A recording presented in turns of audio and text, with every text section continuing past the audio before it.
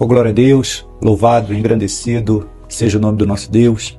A Ele toda a honra, toda a glória, todo louvor, toda exaltação, são exclusiva deles. Neste dia de hoje, rendemos graças, louvores, adoração, externamos e declaramos ao nosso único Deus, ao Deus Altíssimo, ao Deus do Haja, ao Deus do Criador dos céus e da terra, ao Deus que teve tanto zelo que quando criou a mim e a você, disse façamos, o Pai, o Filho e o Espírito Santo, façamos a nossa imagem conforme a nossa semelhança. E é esse Deus que nós glorificamos na manhã deste dia. E Deus tem uma palavra muito especial, uma palavra linda, uma palavra que vai trazer a eternidade para o presente, para mim e para você. Esta palavra está narrada no Evangelho do nosso Senhor Jesus Cristo, através do nosso irmão João, no seu capítulo 1, versículo 14, que diz: E o Verbo se fez carne e habitou entre nós, cheio de graça e de verdade. E vimos a sua glória, como a glória do unigênito do Pai.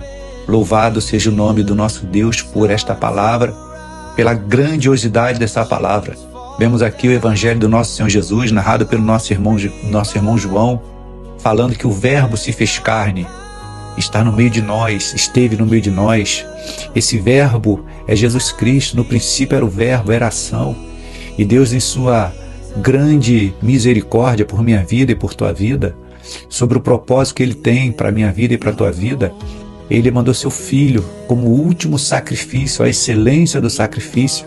Na visão de João Batista, eis ali o Cordeiro de Deus que tira o pecado do mundo. E Ele enviou porque nós, por nós mesmos, não seríamos capazes de estar livre para obedecer e adorar ao nosso Senhor Deus com toda a glória, com toda a desenvoltura, com toda a liberdade, libertação que requer de cada um de nós. Nós estávamos fadados ao mundo de escuridão, ao mundo de treva, dados às nossas iniquidades, dado a tudo aquilo que a gente não consegue fazer para agradar a Deus, dada a nossa natureza humana que é falha, e Deus sabia disso. E o propósito de Deus lá no Jardim do Éden era relacionamento, era intimidade. O propósito de Deus lá no Jardim do Éden era que nós tenhamos vida com abundância, vida eterna. Mas nós, o homem, nós somos dotados de falhas, de pecados, e o pecado nos afasta de Deus. E Deus, nesse seu propósito grandioso, Ele veio aqui na terra, na pessoa de Jesus Cristo. Deus triuno veio na terra, o Verbo se fez carne e habitou no meio de nós. Quando João Batista está batizando o nosso Senhor Jesus, vem uma voz do alto e diz: esse é meu Filho amado, em quem me comprazo, em quem me alegro. Mas por ser o Filho amado, tinha uma responsabilidade muito grande na vida dele. Então ele habitou no meio de nós. Diz aqui a palavra: o Verbo se fez carne, a palavra se fez carne e habitou no meio de nós, cheio de graça. A graça de Deus foi manifestada através de Cristo Jesus para a minha vida e para a tua vida, cheio de graça e de verdade. Jesus é a verdade. Ele mesmo falou: eu sou o caminho, a verdade e a vida.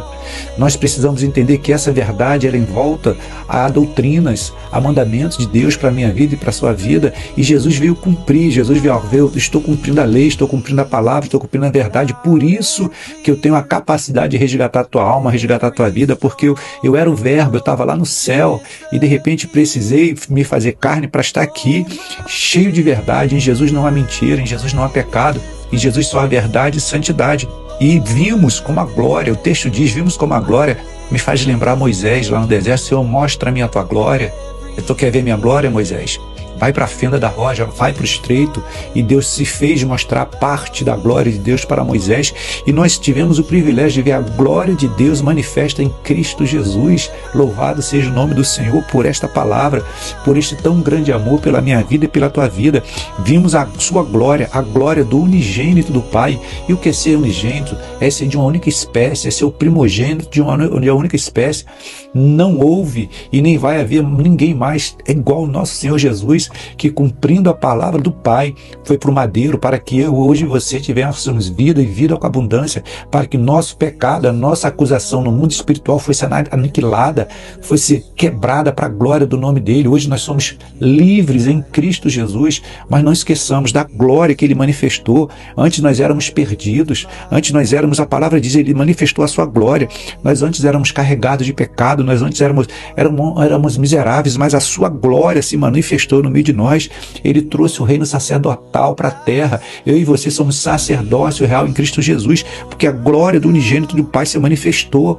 O Senhor Jesus, na manhã desse dia, fala para mim e para você: a acusação que estava a tua vida, eu me fiz carne, habitei no meio de vós, paguei o preço de cruz, o preço de escárnio, o preço de coroa de espinhos, para que o teu pecado fosse carregado comigo. Lá na cruz, quando o Senhor Jesus fala: Deus, por que me abandonasse? Pai, por que me abandonasse? Era necessário aquele abandono, porque Jesus era santo, e santo com pecado não coaduna no mesmo espaço. Jesus, quando Deus abandona Jesus, que Jesus se sente sozinho, fará para que o meu pecado, teu pecasse, adentrasse em Jesus e ele expirasse e fosse para a mansão dos mortos, carregando o meu pecado e o teu pecado.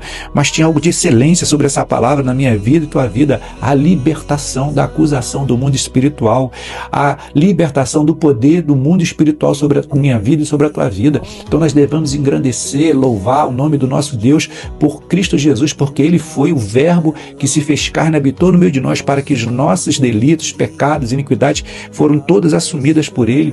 Ele estava com o Pai desde antes da fundação do mundo. O verbo se fez carne. Ele estava lá em Gênesis: façamos a nossa imagem conforme a nossa semelhança. Ele era com Deus, ele é com Deus numa grande eternidade passada, e ele é numa grande eternidade futura. E ele veio para a terra para quê? Para resgatar a mim e a você.